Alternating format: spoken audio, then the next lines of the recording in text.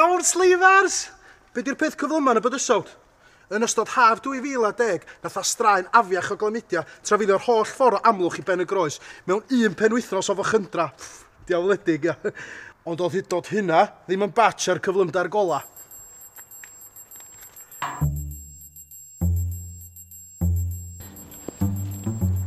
Pop quiz. Pryd nath gwyddonwyr fesur cyflymder gola? Yn eitha diweddar, sy'ch chi feddwl? Wel, mae'n synwyr, dydy. Diawl o beth cyflym di gola, sangan rhyw atomic clock, lasers a bo math o shit fel na bysa. Wrong. Nôl yn 1683, lwyddodd na boi o Denmark i fesur cyflymder gola trwy defnyddio telesgop a granffadd y cloc gon G. Gianstar a foi. Oi! Come here! What you doing?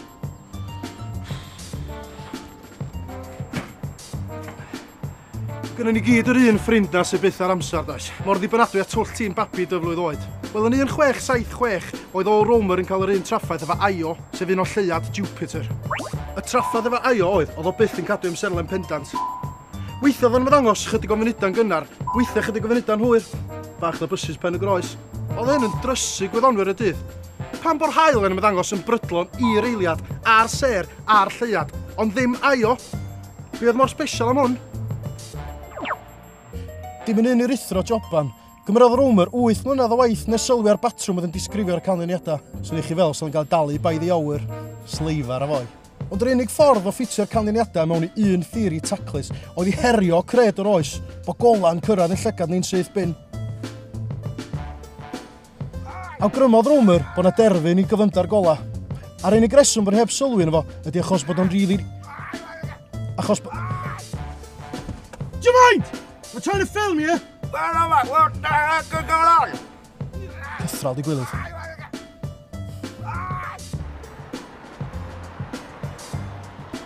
Yn ôl mesuriadau Romer, oedd Ion ymddangos 8 munud 20 eiliad yn gynharach a disgwyl pan oedd o ddeiar ar y pwynt agosaf i Jupiter.